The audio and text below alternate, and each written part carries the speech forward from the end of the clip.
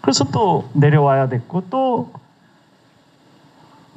미국과 연대해서 공산주의로 넘어가지 않기 위한, 남들은 냉전 시대를 겪었지만 한국은 열전입니다. 냉전 시대가 아닙니다.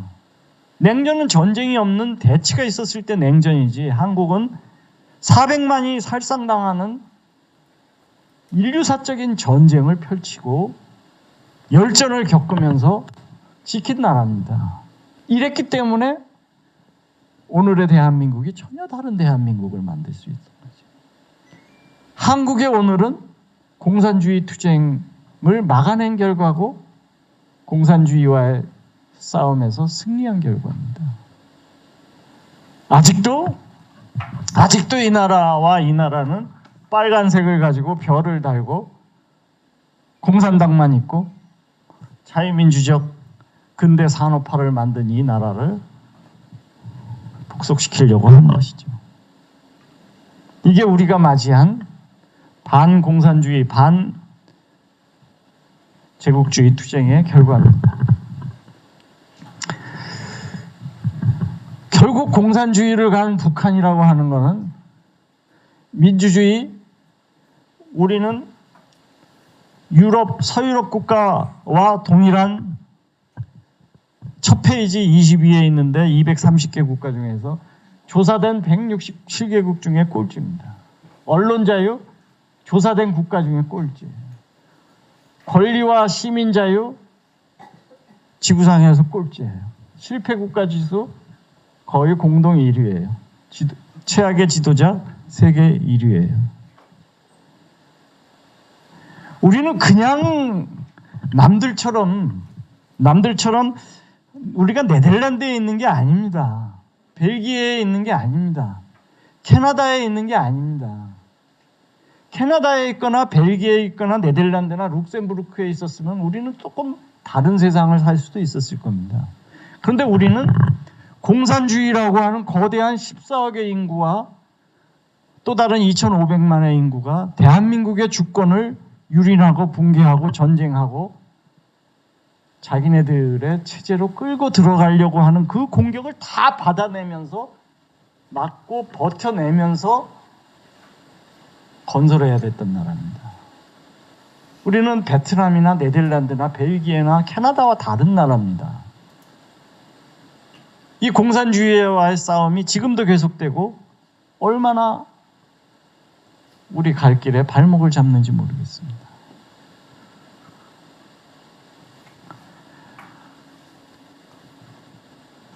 이 거대한 공산 제국주의와의 최전선에서 싸워가면서 나라를 만들어야 됐기 때문에 박정희 대통령 그 구호를 대부분 보면은 두 가지로 나옵니다. 싸우면서 건설하자입니다. 싸우면서 건설. 다른 나라들은 건설만 하면 돼요. 그러나 그 건설은 한국이 했던 거에 10분의 1도 못 미쳐요. 그러나 한국은 건설만 하면 되는 그런 나라가 아니에요. 처참하게 싸워서 극복해 나면서 다른 한편으로는 건설해야 됐습니다. 만약에 우리가 싸우기만 잘했어도 나라 못 버텼어요. 싸워봤자 똑같이 사는 나라라면 그냥 위에 공산주의 사회하고 똑같이 살지. 싸워서 이겨내면서 건설로 우리는 다른 나라라는 걸 보여주지 않으면 버텨낼 수가 없는 나라입니다. 싸움도 이겨야 되고 건설에서도 완벽하게 다른 나라를 만들어내지 않으면, 지금 이 순간에도 수십만 명이 이쪽 체제를 숭배하고 그 길을 가자고 하는데 40년, 50년, 70년 전에 얼마나 많은 사람들이 수천 년간 4대 봉사했던 중국이 갔던 길, 북한이 가는 길, 러시아가 가는 길, 왜 우리가 수천 년, 수만 년간 함께 했던 나라로 가지 않냐. 200만 명이 아닙니다. 다 우리도 이 길을 가자는 사람들입니다. 그럼에도 불구하고 이 나라가 그 길을 가지 않고 여기 있었던 10여 개국과 합쳐서 그 문명의 길을 완전히 이 길을 전체주의 봉건 전근대를 거부하고 이 나라들과 이 문명적 결합을 만들어내는 것이 바로 한반도에서 지난 5, 60년간에 펼쳐졌던 눈물 나는 문명사의 변화입니다. 그 결과가 완전히 다른 나라와 다른 대한민국을 만든 것입니다. 봉건과의 투쟁, 전근대와의 투쟁도 중요하지만 이 전체주의 또 다른 제국주의와의 투쟁이 펼쳐져야 했고 그 전쟁에서 또 이겼어야 했다는 것입니다. 그러면서 펼쳐지는 것이 다른 한편에 싸우면서 건설하자입니다. 산업화의 길입니다. 앞에서 민족 중흥이라고 하는 이 가난을, 이 앞에 얘기했던 그 가난을, 그 별 볼 일 없는 민족을, 그 전쟁과 열강과 식민지에 휩쓸리는 그 나라를 더 이상 그 시대를 종결시키고 새로운 길을 가자는 것을 보여주는 것입니다. 앞에서 얘기했던 그 삶의 돌아가는 기계 소리를 노래로 듣고 시집을 읽는 소녀의 나는 내 고운 손이 밉다.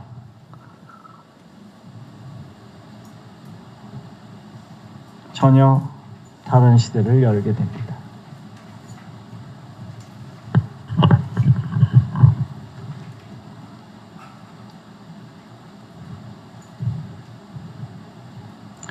(5.16이) 나기 전에 선거에서 나온 최대 구호입니다.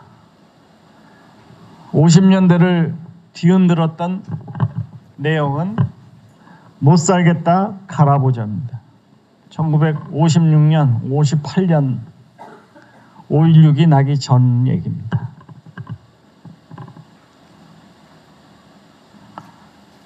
이미 1948년에 민주공화제가 만들어졌고 또 3년간의 전쟁을 겪었고 민주공화제도 됐고 공산주의도 피해냈는데 나머지 문제는 오직 하나, 삶의 질입니다.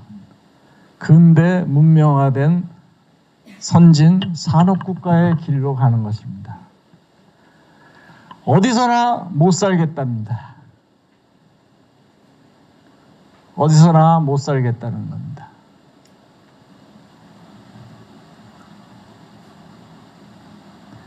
실업, 가난, 배고픔, 빈곤, 낮은 수준의 위생, 앞에서 봤던 그 그림의 연장선상에서가 계속되고 있는 겁니다. 대한민국이라고 하는 국호와 태극기는 내걸고 시작했지만 배고픔, 직업 없음, 농촌사회, 산업화는 진행되지 않는 절망적 체제는 계속되는 것입니다.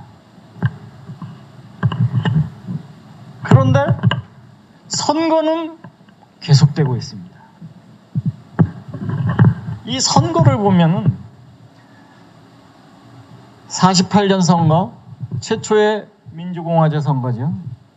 50년 전쟁 나기 한 달 전의 선거, 2년 만에. 또 1952년 지방자치 선거를 합니다. 52년이면 잘 아시겠습니다만 한국전쟁 기간 중입니다. 400만이 죽어나가는데도 선거는 계속돼야 됩니다. 지방자치 선거를 전쟁 중에 하고 또 대통령 선거를 합니다. 전쟁 중에 3번 선거를 합니다. 전쟁 전에 1년 6개월 만에 2번 선거를 합니다. 그리고 나서 전쟁 직후 54년 선거, 56년 선거를 전국 선거를 3번 합니다. 58년 선거, 또 60년 선거, 60년 7월 29일 7.29 선거를 하고 다시 60년 12월에 지방선거를 또 4번을 합니다. 11년 말에 건국 이후로 11년 만에 선거를 16번을 하게 됩니다. 당시에는 선거에 환장을 했습니다. 이 민족이. 민주공화제를 만들고 나서 선거를 해서 우리가 국회의원을, 우리가 대통령을 뽑으면은 이 나라가 바뀔 것이라고 하는 환상을 가졌습니다. 영국의 런던 시장도 최근에 투표를 하기 시작합니다. 그러나 한국은 무려 70년 전에 건국한 직후에 매년 1년에 한두 번씩 선거를 합니다. 전쟁 중에도 선거를 합니다. 1년에 4번, 5번씩 선거를 합니다. 생산이라는 것은 일체 없고 기업도 없고 삶의 질도 없고 실업과 배고픔으로 죽어나가는데 선거는 계속되는 겁니다.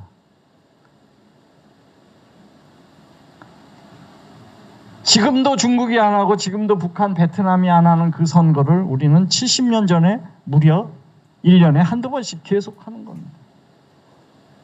이게 바로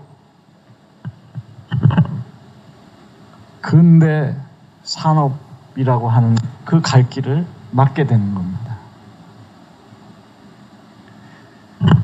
국민들은 못 살겠다 갈아보자인데 지속적으로 10대 번씩 선거를 하니까 여기에서 민족의 갈 길이, 삶의 질이 근대 산업화라는 것이 보이지 않았던 겁니다. 그렇기 때문에 박정희의 길은 다른 것입니다.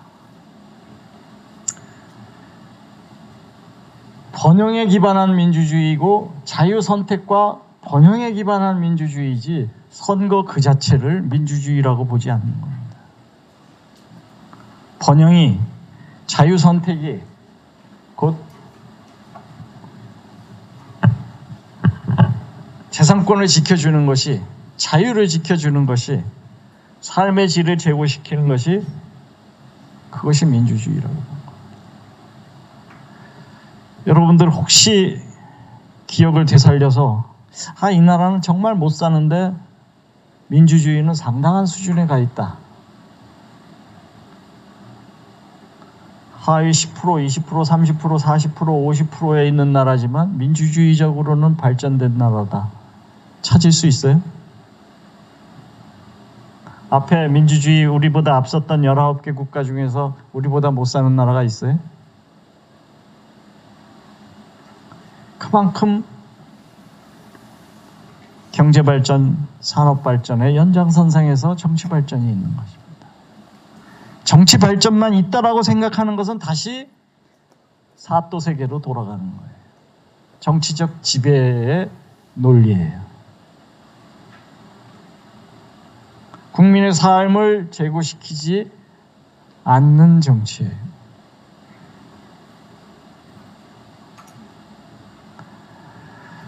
경제사회적 성숙의 연장선상에서 민주주의를 만들게 되고, 그래서 이 16번의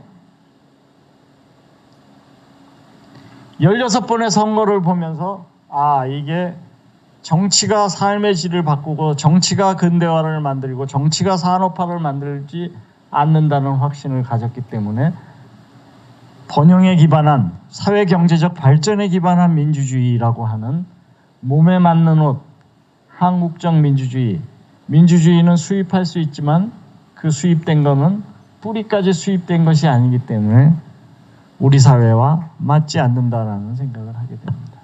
그래서 산업화, 근대화의 방향으로 가고 선거 중심적인 정치 제도를 바꿔내게 됩니다.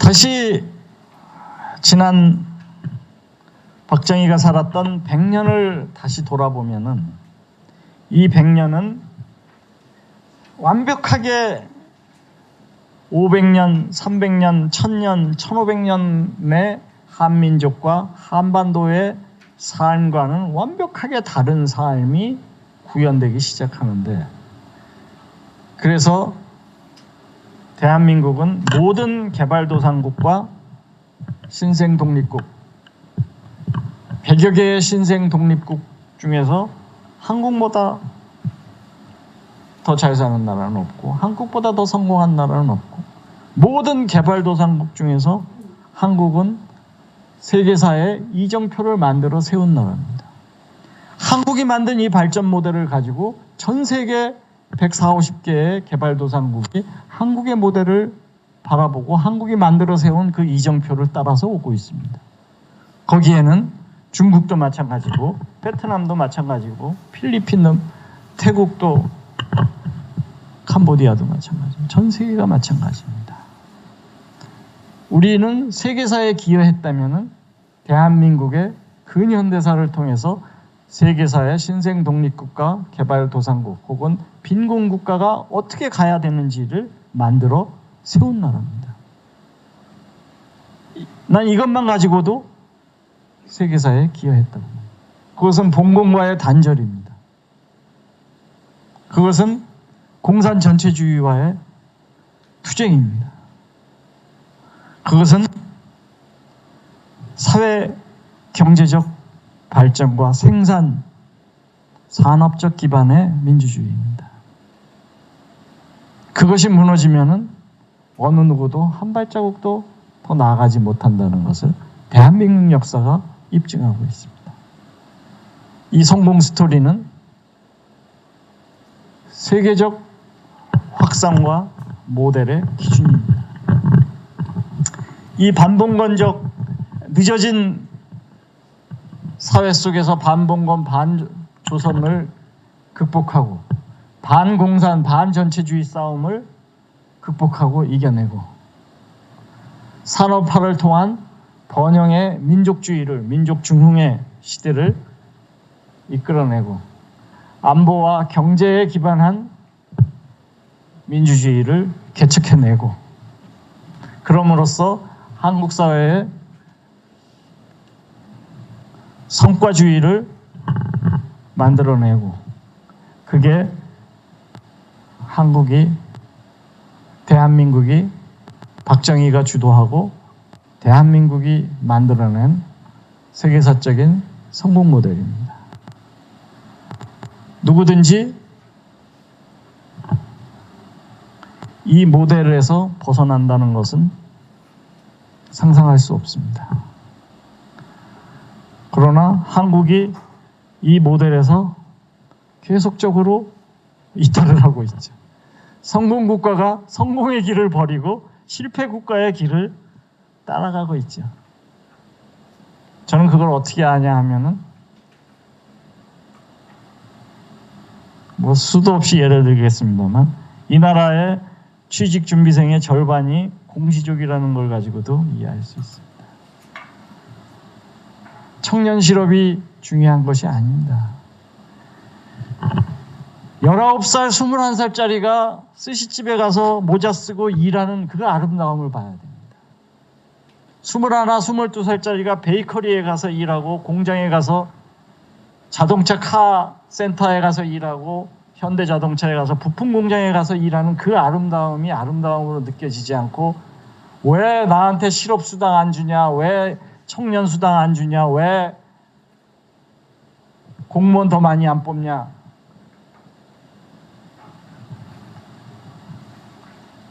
이게 바로 박정희의 길과는 반대의 길입니다.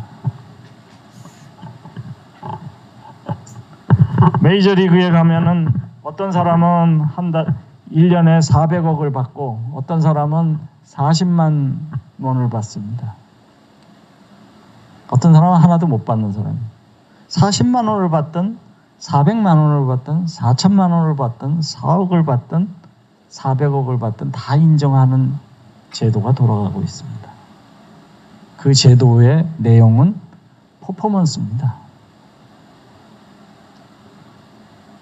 그 퍼포먼스는 성과에 따라 달라지고 성과가 떨어지면 또 내려가는 겁니다. 유현진이가 280억을 받았지만 다음 계약할 때는 28억, 2.8억도 못 받을 수 있습니다. 왜? 올라간 사람이 언제든지 내려가고 능력 있는 사람은 언제든지 올라가는 이 순환이 계속되고 있습니다. 이게 바로 아름다운 사회입니다. 근데 한번 올라가면은 62세까지 정년으로 보장되고 월급은 호봉, 연공 서열에 따라서 62세까지 계속 월급은 올라가고 자를 수는 없고 이건 귀족입니다. 그게 봉건사회입니다.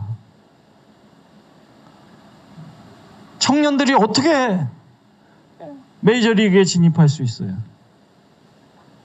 거기서 성과가 떨어지는 사람이 내려와야 더 잘하는 사람이 올라가고 이게 계속 어떤 사람은 20년간 메이저리그에 있고 어떤 사람은 한 시즌도 못 마치고 내려오게 됩니다. 그러나 언제든지 더 퍼포먼스를 내고 능력 있는 사람은 언제든지 진입하고 더 올라갈 수 있는 사회입니다.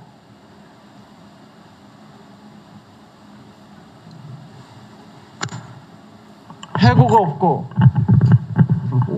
오래 버티면은 월급 올라가는 그거하고는 업적주의 사회하고는 다릅니다. 메이저리그에서 못하는 사람이 내려와야 새로 마이너리그, AA, A리그에 있는 사람이 메이저리그에 올라가죠. 어떻게 올라가요? 메이저리그에서 업적을 못 내는 사람이 내려와야죠. 그게 정의사회죠. 뭐 예를 들면 그렇다는 얘기입니다.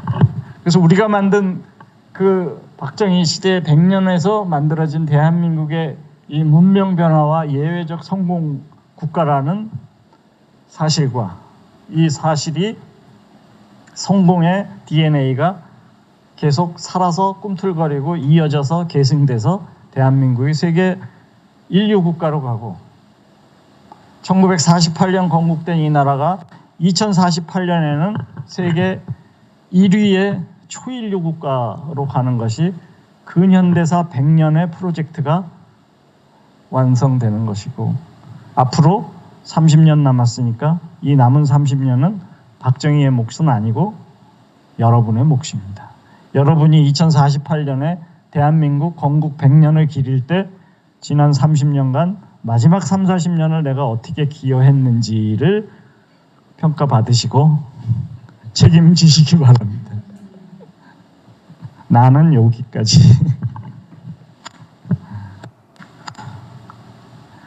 고맙습니다. 강의는 여기까지입니다. 감사합니다.